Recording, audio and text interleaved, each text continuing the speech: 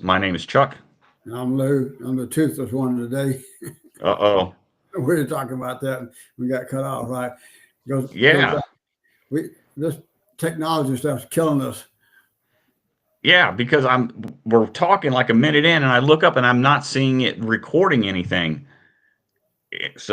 But at any rate, yeah, this whole podcast should be about how technology fails us every single time. But yeah, I'm real sorry that you had to get the dental work that you had to get done, and then the fact that you're gonna have to walk around with missing a tooth while you wait for everything to heal so they can do the implant. Well, I'll tell you, very blessed. I will give a shout out again to the VA Dental Clinic at Data Point, Dr. Sal, my dentist, and Stephanie, his assistant. I'm gonna tell you, I could not be more pleased with the service I get in the clinics, and all of them are just really, really great, very friendly. And that's one of the reasons I think why I haven't transferred to the 151 clinic, even though it's closer.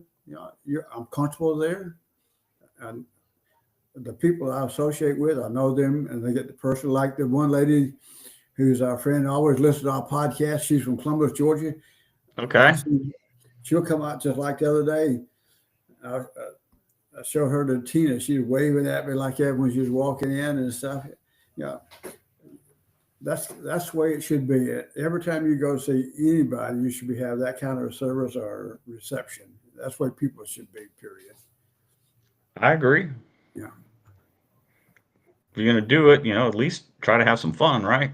yeah. We're talking about some things. Let me give you a couple of comments made in 1957 that Uh-oh. I think is going to talk about lead in some of the things maybe we're going to talk about today. One of them says, "I'm afraid to send my kids to the movies anymore. Ever since they let Clark Gable get by with saying damn and Gone with the Wind, it seems every new movie has either hell or damn in it." My goodness. It says, "I read the other day where some scientists think it's possible to put a man on the moon by the end of this century. They even have some fellows they call astronauts preparing for it down in Texas." And here's what I like this one. "Did you see where some baseball player just signed a contract with $75,000 a year just to play ball? It wouldn't surprise me if someday they'll be making more than the president." Oh And man. this last one. "The drive-in restaurant is convenient and nice weather, but I seriously doubt they, they will ever catch on." Oh man. It's back to like we were talking about. The more things change, the more they stay the same, right? Yeah, like I said, that reminds me of that line from the Who song. The more thing meet the new boss, same as the old boss. Yeah, it's amazing. So what are we going to talk about today? So, um, you've got some stuff, and because I think the direction we want to go is history, forgotten history. The people who made it or the impact of something that happened historically, Uh-huh. as well as uh, leadership, people in whatever industry it is or endeavor that they are or were in. The uh, their advice or the leadership principles or whatever that or management or whatever that we can take from them to make our lives better.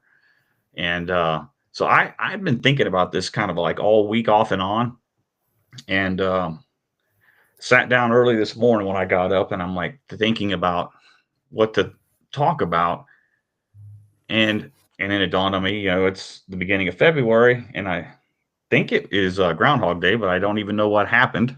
I don't know what Punxsutawney Phil saw or didn't see, Me either. Been but trying to figure it out. I haven't seen anything on it.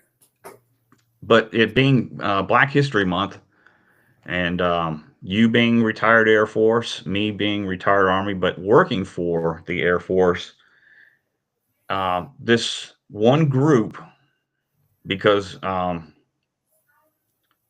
to me, they always stood out. But growing up, I never understood the how or the why and what made them so great, which is the Tuskegee Airmen. And it wasn't until within the last 20 years that they started making movies about them. And when you start to hear their story, you realize how awesome they truly, truly were. They went. They started off at the Tuskegee Army Airfield. Yeah, Tuskegee, Alabama. Yep, in the early 40s. Let me find some stuff here.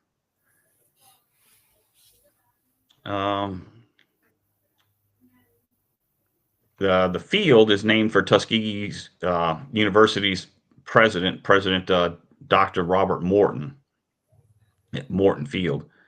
They are an all-black fighter group, the 332nd, which originally consisted of 4 fighter squadrons: the 99th, 100th, the 301st, and the 302nd. And so from the period of 1941 to 1946, about 1,000 black pilots trained at Tuskegee.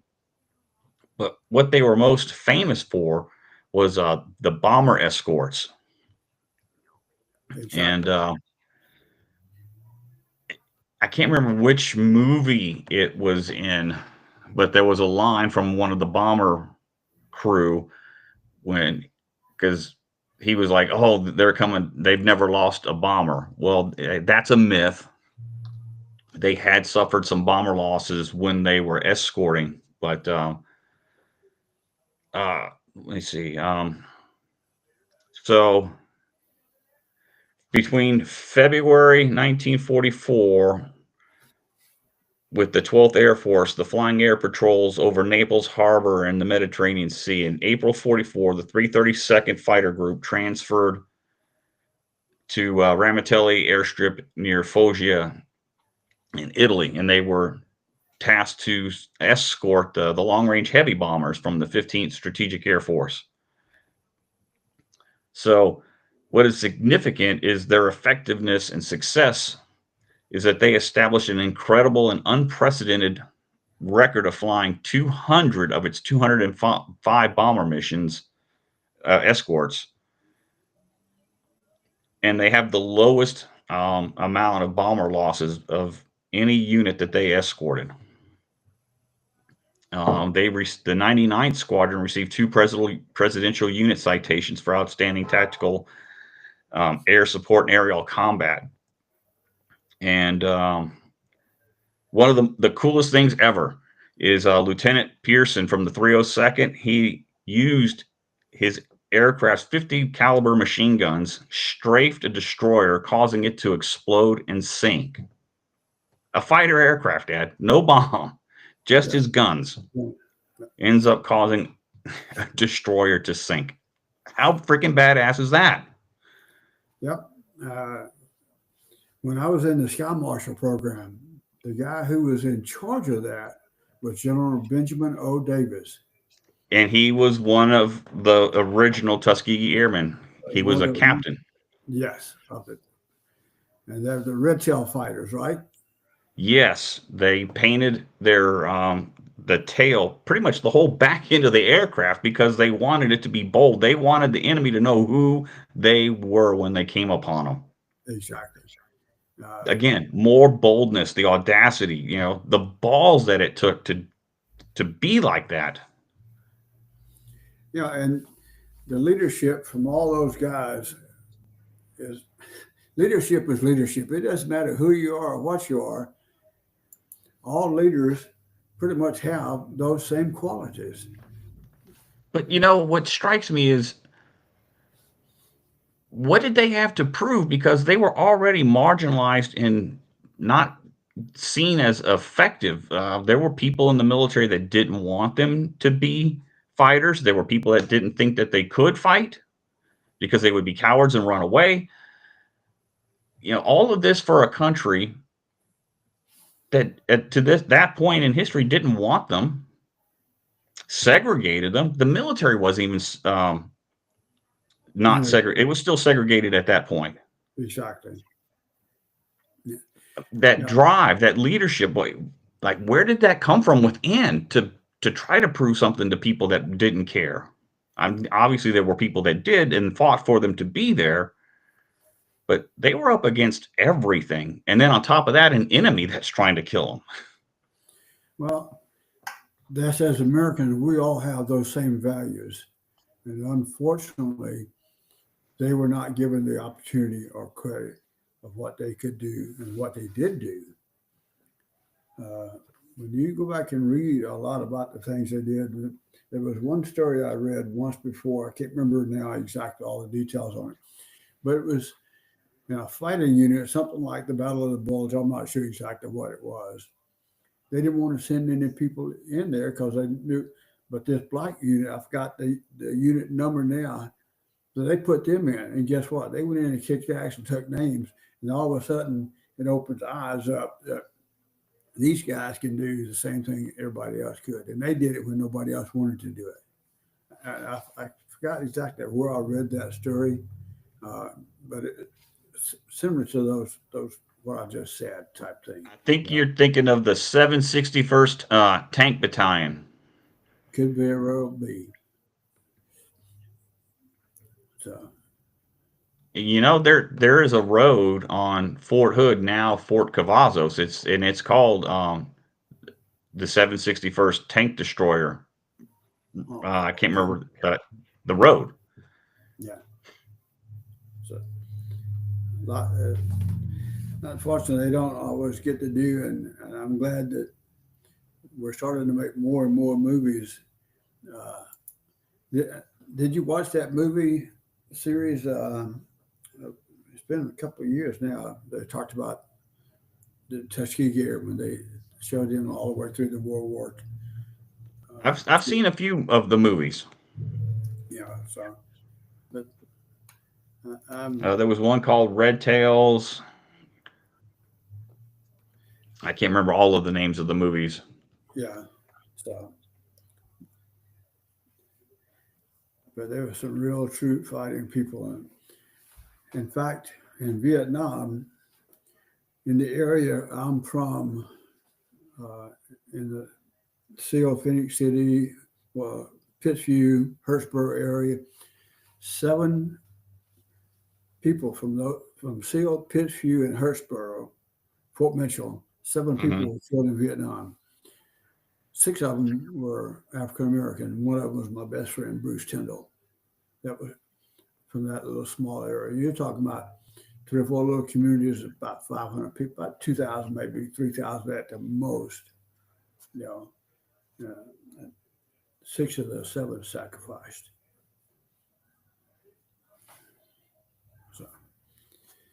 So what do you have for us today? Well, we talked a little bit last week, and we were talking about Vince Lombardi. So I started to look up some people I thought were famous people and compare to see what kind of leadership qualities they had compared to what generally are considered the 7 best or 8 best leadership qualities of people, of successful people. Okay. So I came up with a couple of them. And I got some quotes from some I think, well, you're talking about Vince Lombardi. He said, it's not whether you get knocked down, it's whether you get up. Winning is a habit, unfortunately, so is losing. All of these kind of quotes, when you start thinking about them, has to do with leadership. The harder you work, the harder it is to surrender. Think about it. If you work hard, then it's going to be harder for you to say, I quit, or I don't think we can do that. And the greatest accomplishment is not in never failing, but in rising up after you fail. I agree. And then I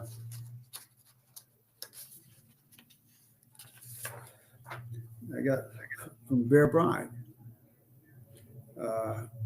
When you make a mistake, there are only 3 things you should ever do about it: admit it, learn from it, and don't repeat it.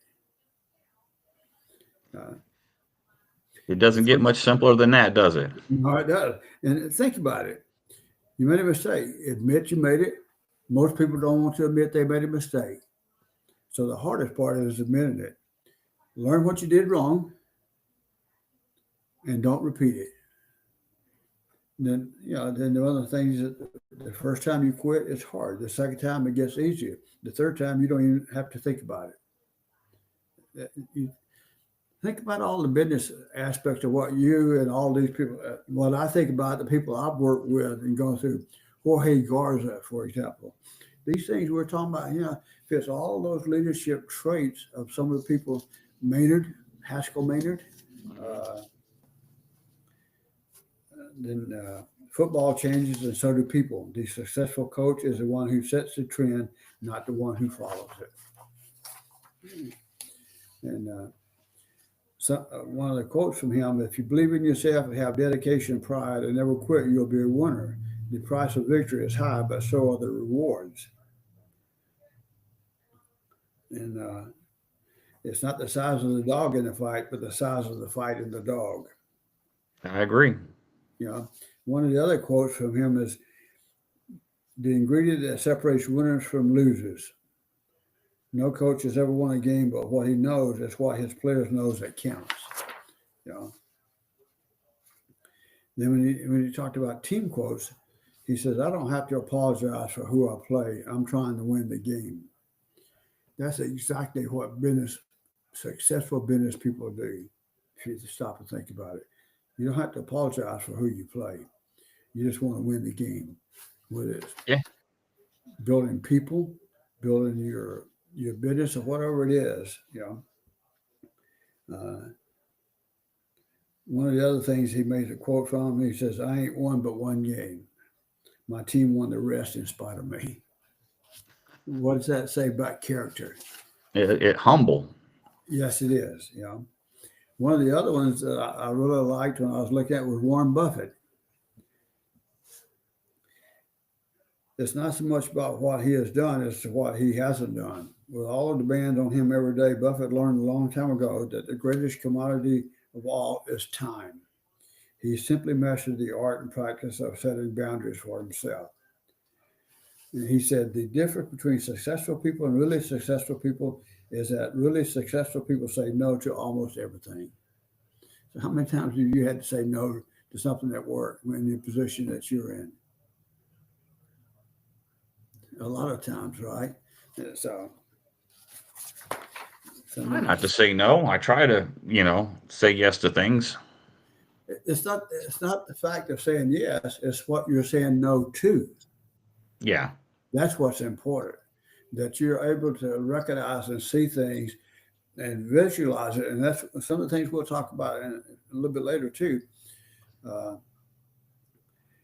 He went on to say, we have to know what to shoot for to simplify our lives. It means saying no over and over again to the unimportant things flying in our direction every day and remaining focused on saying yes to the few things that truly matter.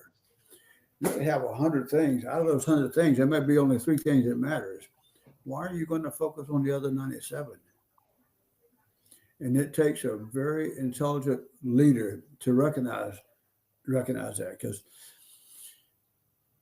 when you invest your time in people, you want to make everybody happy, but you can't please everybody all the time.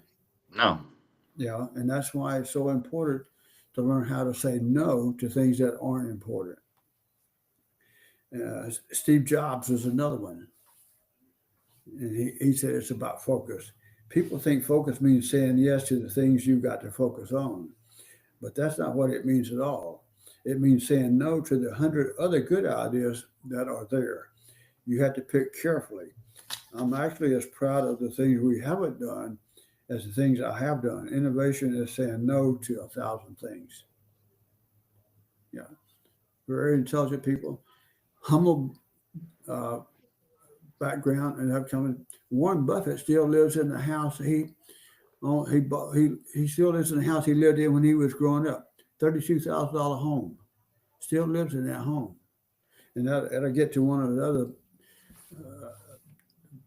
He still eats at the same little corner restaurant. He doesn't spend money like a billionaire.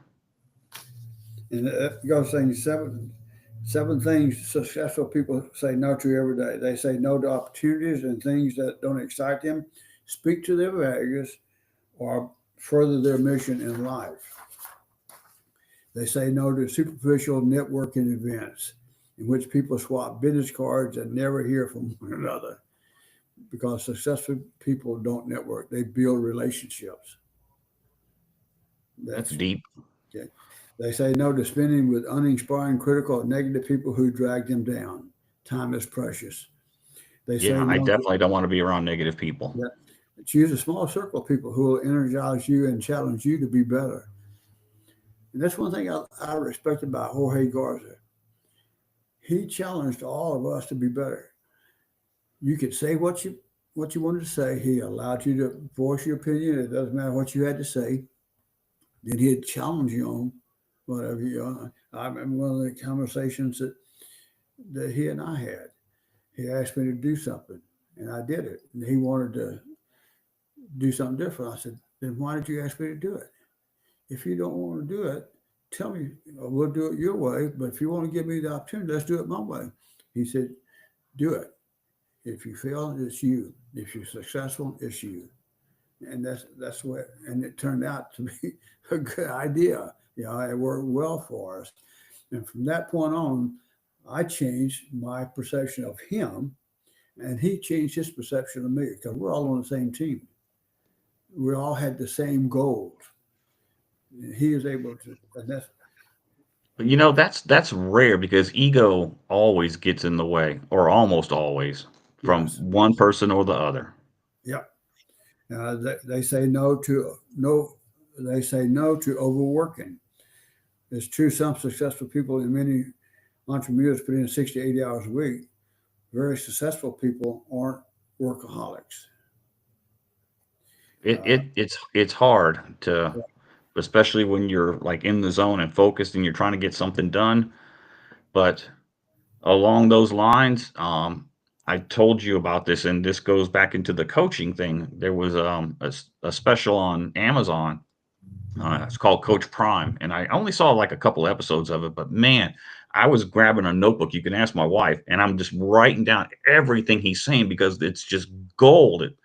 And one of the things that it struck me like a lightning bolt, and I tell people all the time and I tell them that it was Coach Prime that said, he said, wherever your feet are, that's where you are, which means when you're at work, you're at work. And when you're at home, you're at home. and that's exactly what this article is saying when they say no to overworking. They don't neglect self care and family. They recognize that if they can't take care of themselves, everything else suffers. So you have to be where you're supposed to be, and when you're there. And he is a great example of a very successful person. He came from very humble beginnings, very successful in college, very successful in the NFL as a player. Now look at what he's doing. He's coaching. He Yeah. is making a difference. And to see him mature in that process, from my point of view, is amazing. Because what I saw as a college player was I don't know, a guy who was all about himself type thing. But you know what? There's a method behind this madness. There was. You And it know, was getting in other players' heads. exactly. And now look how successful he is. And I'm going to tell you, Muhammad Ali was the same way. exactly. I was just showing something this morning about him and how successful he was as a fighter, and who believed. Uh, and when as we going through all this stuff, all these people we're talking about have all of these traits, all these characteristics. Buffett had 3 steps, 3 rules of focus for success. Write down on the list of your 25 top goals. Circle the 5 most important goals that truly speak to you. Those are your most urgent goals. Completely eliminate the other 20. It's about focus. How Yeah. can you do 20 things? So he picked You those can't. 5. You got to think about what it goes back what you just said. Where your feet's at. You got to think about where I'm at right now, and how do I get that to the next level or to where else I want to go. Okay. One of the other persons I thought of was Walt Disney.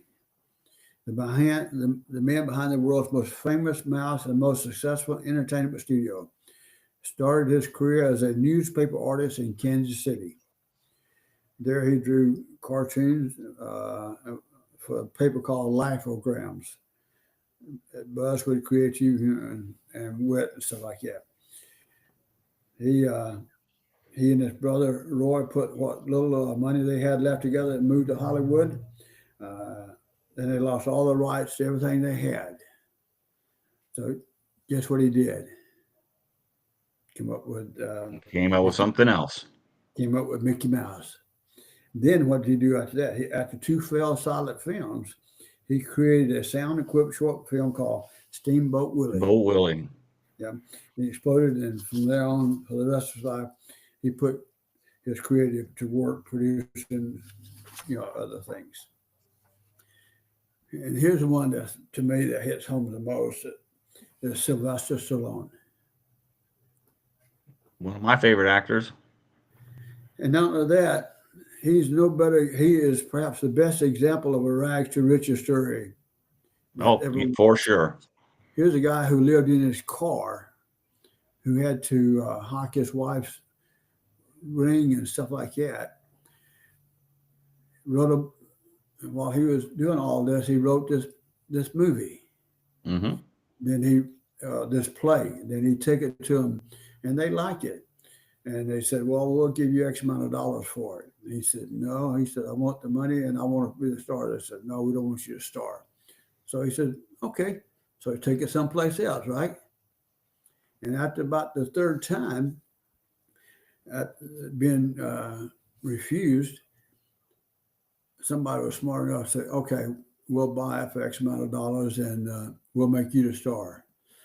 So where is Rocky at now? It's one of AFI's top 100 movies of the American Film Institute. It's a masterpiece. Yeah. And to think that he wrote that movie and it wins an Oscar. People, they don't remember the Rocky Sylvester Stallone. They remember, the 80s and the all of the Rock, not the Rock, the Rambos and all of the, shoot 'em up movies and whatnot. They forget that he can be a serious actor. Yeah, and when the studio agreed to pay him $25,000 and let him play the lead role. So what he do?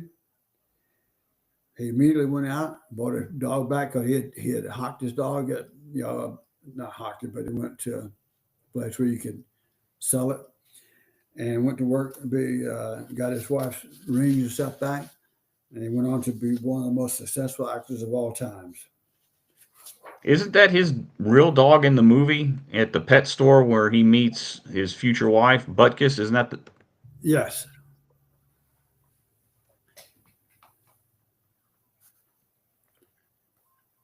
Now, yep.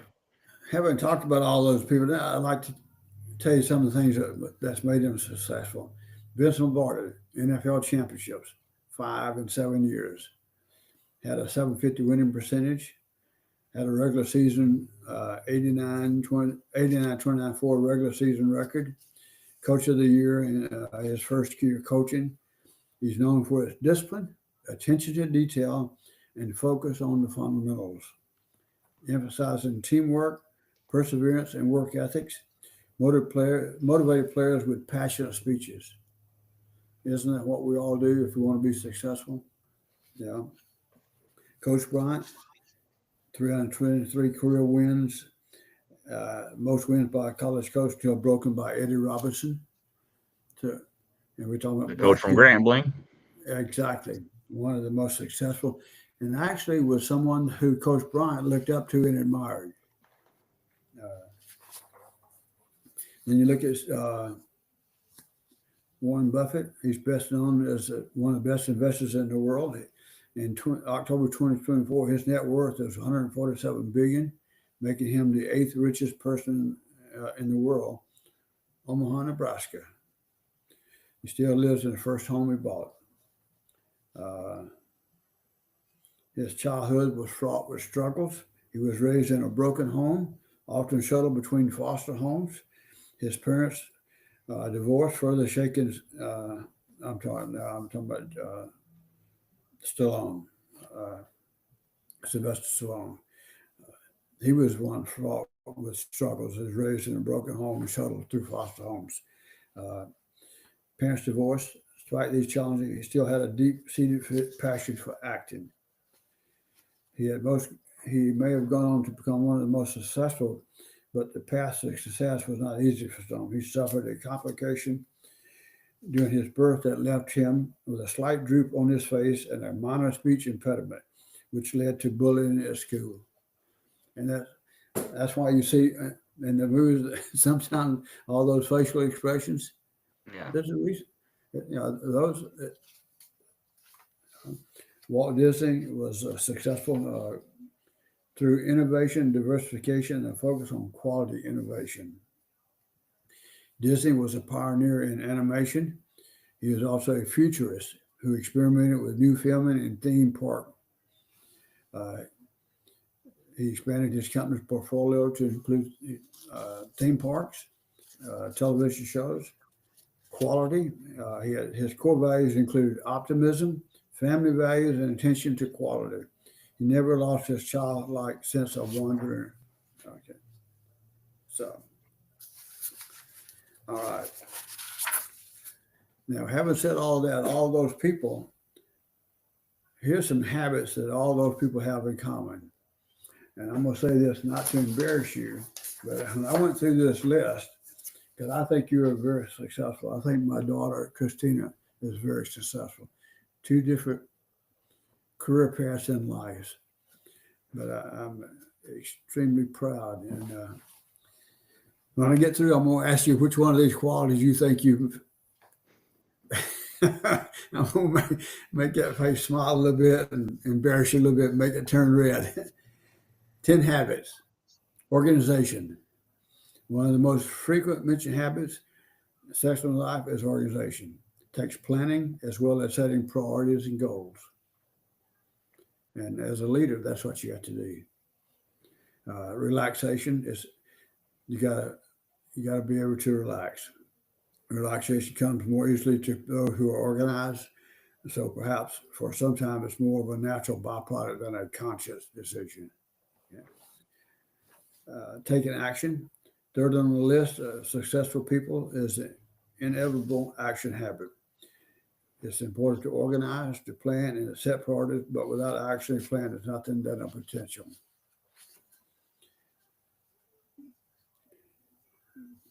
Personal care. Personal care with regard to diet, exercise, and hygiene comes next on the list of those who are successful.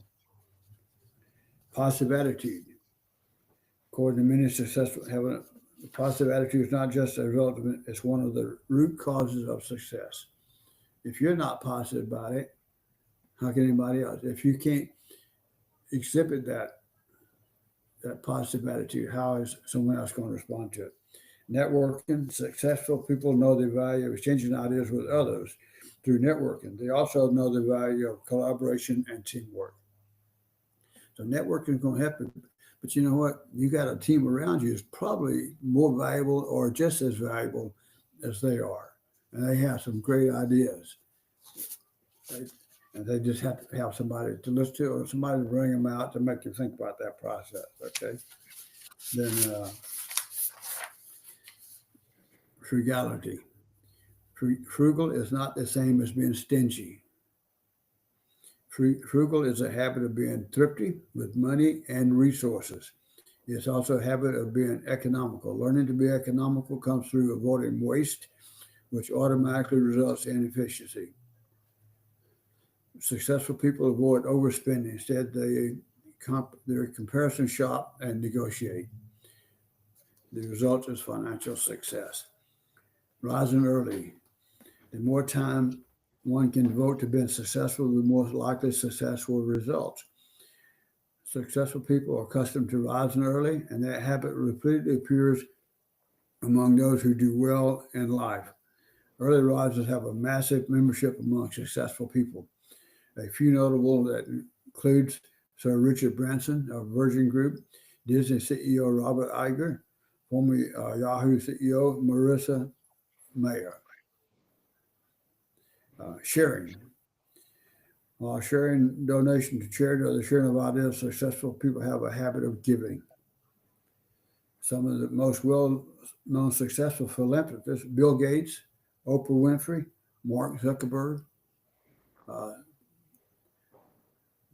They give up a lot of what they have to help other people. Lack of wealth does not need to be a factor when it comes to sharing. Volunteering in your community or at a local school does not cost anything, but could provide help where it's needed most. Reading. It's important to know that successful people read. While they read for pleasure, most use their reading habits as a means to gain knowledge or insight. And Mark Cuban is one of those people who fits into that category. Okay. So how many of those you think you fall into? A few. Frugality is definitely not one of mine. Relaxation, yes, definitely like that. I do get up early and I do go to the gym, but about that taking care and time, something that I'm very jealous of in guarding my time is on Friday afternoons. I don't like to stay late on Friday. Like to get home, and my wife and I go to our favorite restaurant to go eat and hang out, and just just the two of us. And that's the relaxation part of it. You know when to, and you plan for it. It doesn't But mean you've got you to guard that time jealously. exactly. It doesn't mean you got to relax every day because there are certain things you can do. But that's the one thing you said. That's the thing apart for you and for your wife and your care and your family. That means you can get rid of all of the other stuff. You focus on that. Then when you get ready to focus, guess what? They're not mad at you because you've ignored them. Yeah, but it took a long time to get there because I was so focused on my career because frankly, I was lazy early on and having to make up for lost time, it eats up time, and the people who pay for that time are your family. Exactly. But that's So you can work hard and be successful. They pay for that.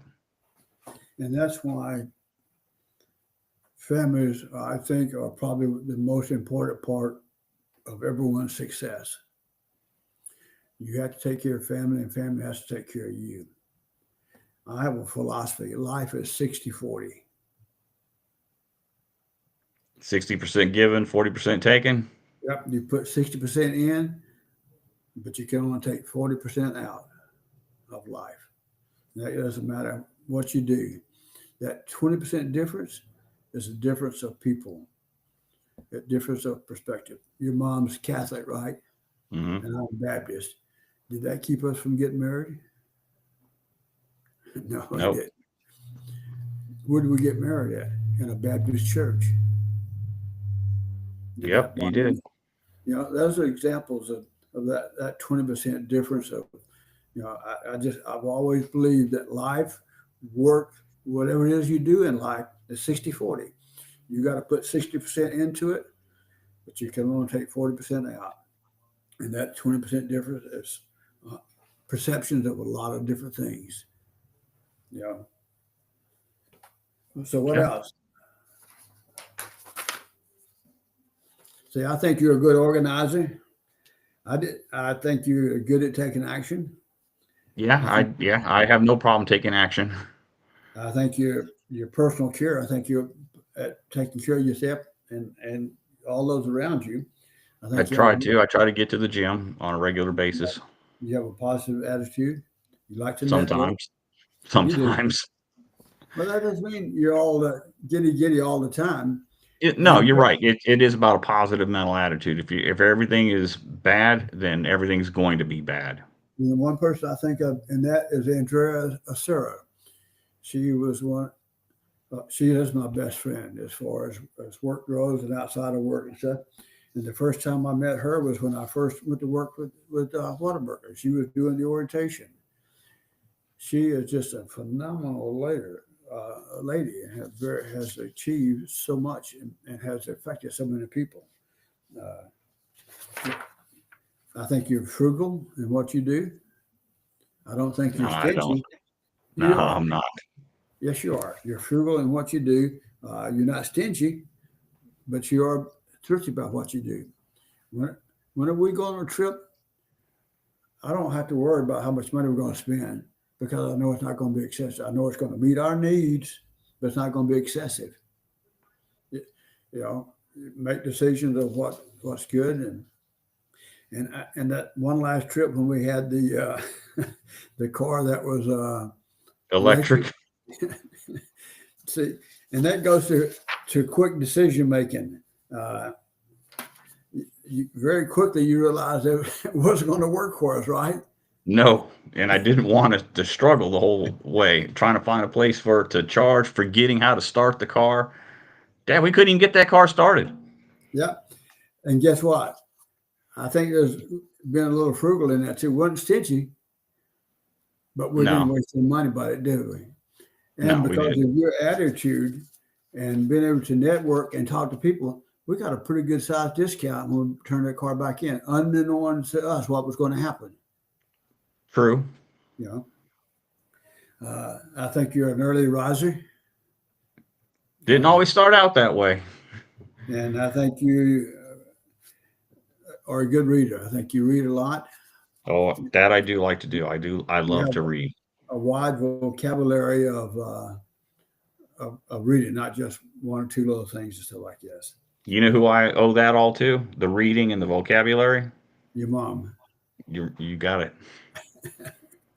you know, and you can I also, She read so many books when we were living in Japan. She read almost like a book a day sometimes. and you can give that to your grandmother Charbonneau. She was a ferocious reader. The one thing that she always read, and we used to take it too, was Reader's Digest. That is a great little book to read. Yes, it was, and she always was reading about the words, the definitions, and her vocabulary. And that's a trait that your mom has. She taught you guys how to read and how to speak. You didn't sound. You Didn't didn't. learn it from you. You didn't sound like me. You know where I come from in that part of the country and those kind of things. So I think you're good at sharing. Sometimes. Uh, uh, so actually, that's 9 of the 10. The only one I didn't mark and check off for is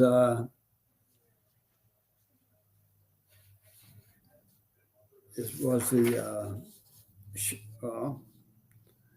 actually it was had the relaxation part. No, I have no problem relaxing.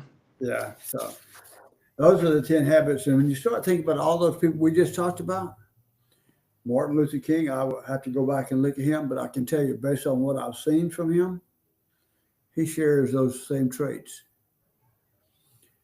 Because when you're looking at this, you can't look at it from a nuts and bolts perspective. You got to look at it from a different perspective. You got to open it up and look at what they're doing. And you can see all those traits. And that's why we're successful. You're right. So how do you break a bad habit? Whew. Hard work. Okay. Breaking a bad habit may be just as beneficial as setting a new positive habit. To break a habit, identify your routine and understand what triggers the bad habit. Consider ways to reward yourself for not doing something, and do your best to navigate around the cues you identified often lead to the bad habit being done. So the bottom line, most people have habits. Some are positive, some are not. Successful people tend to have more other kinds of habits that contribute to their success.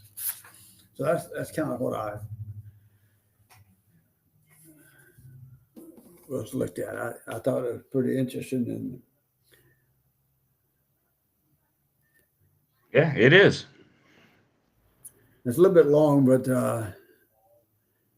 we can have some more conversation along this line next week.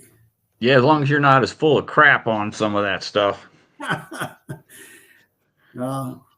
I can speak positive from experience. Yeah, out of all of the things that we've talked about, and I mean, this is kind of the same thing on a lot of them, but it's how I phrase it. I try to tell everybody, and it has to, especially when you're in times of crisis or, like the shit's hitting the proverbial fan. I try to tell everybody like that confidence is contagious. And if, you show confidence, everyone around you is going to calm down. You're going to lower the temperature in the room because because they want to be confident. Exactly.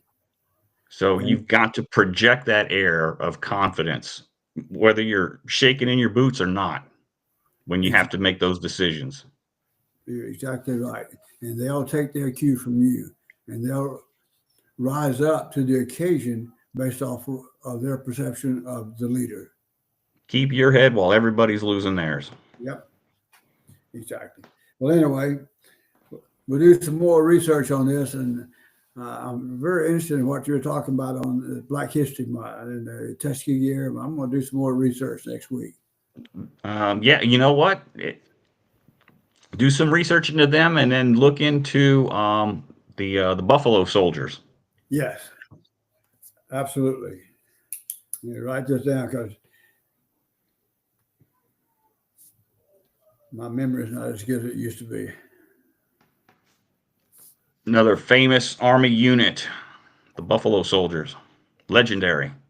Absolutely. Okay. All right. Well, just a little bit over, about 47 minutes now, but We had a lot to talk about. yeah, it did. And it was fun looking up and researching some of this stuff. Yeah, and I hope this can be a benefit to some people, and maybe now that we can maybe have some more focus in this podcast, and maybe get more than 10 people listening at a time. And you mentioned last week about one of your friends. I'm going to reach out to him, sir, because we had Uncle Bobby on, who's a very successful person. We can have some more people on here that can talk about some of the things that.